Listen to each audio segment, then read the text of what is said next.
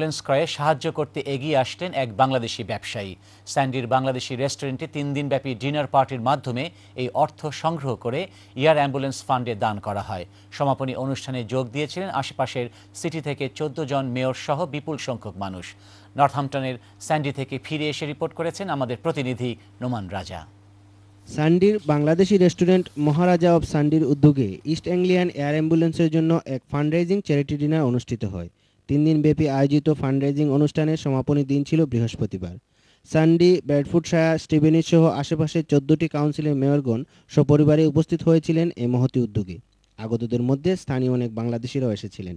Dinner পার্টির আগতরা নিজেদের মধ্যে এক রাফেল ড্রয়ের আয়োজন করে অনুষ্ঠানকে আরও প্রাণবন্ত করে তোলেন। বাংলাদেশিদের এই সাহায্য এয়ার অ্যাম্বুলেন্স করে যথেষ্ট সহায়ক হবে বলে উল্লেখ করলেন স্থানীয় mayor. And the reason is to raise money for charities. We have an ambulance which is in a helicopter. We're raising money for that. And it's nice for us to support charities and for Bengali people to play their part in our town. আগামীতে বাংলাদেশের জন্য এ ধরনের আয়োজনের আশাবাদ ব্যক্ত করলেন অনুষ্ঠানের আয়োজক ও রেস্টুরেন্টের ওনার জাফর আলী। আগামীতে ইনশাআল্লাহ আমি আমার বাংলাদেশের কমিটির জন্য এবং বাংলাদেশের জন্য যে আগামীতে চ্যারিটি করব ইনশাআল্লাহ। যদি মানে কেউ সাইন তো এই জায়গার মাঝে সবসময় করতে পারবা।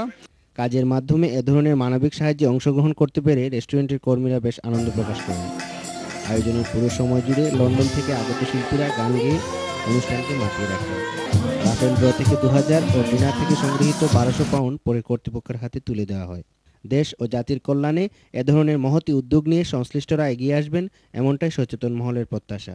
নোমান রাজা, চ্যানেল এস নিউজ, সান্ডি, নর্থহ্যাম্পটন।